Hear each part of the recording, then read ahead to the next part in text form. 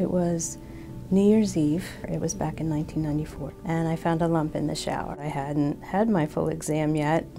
That's a lesson to everybody.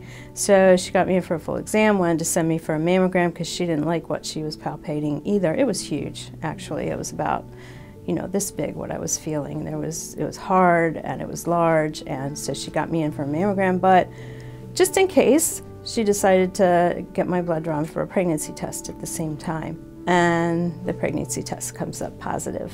This is fantastic, we're gonna have our second child. She's like, well, we can't send you for a mammogram then. Let's send you for an ultrasound. And you know what, we'll just get a core biopsy at the same time. It's cancer. It's breast cancer. I'm like, okay, so what do we do? What's gonna happen next? Well, you have two choices. I'm gonna send you to a surgeon this evening. You can probably have a lumpectomy or you can have a mastectomy. You know, we're going back and forth, and I said, well, what happens with the baby? And she just looked at me, and that's when I started crying. Now, I had a 2-year-old daughter at home, so I could have said no.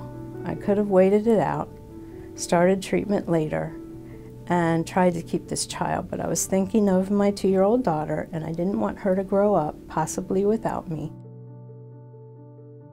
I would have my treatments on Friday afternoon. I would leave early. I would walk downstairs and have my chemotherapy, and then I would head home, and I'd be out through the weekend. I would come back on Monday. I cannot describe to you how tired I was. I would just start to feel a little bad when it would be time to go to bed on Friday evening. And then that would be about it. I can't complain about getting nauseous really bad or anything. But then I had to start the radiation. So there were 33 rounds of radiation. And again, I would work and pretty much through my shift, leave about 15 minutes early and then walk across campus to radiology and have my treatment and then head home. Slow.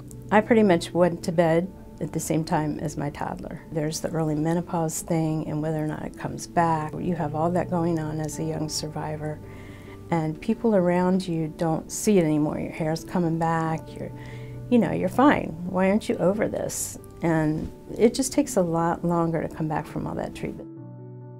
I think you need to be a partner in your disease, not a follower. Feel free to ask every question you want answered, and if you don't have any, then go home and come up with some. I mean, don't just take what they say at face value. You don't have to be questioning what they're saying as far as, are they right? But, go home and look it up, find out something about it.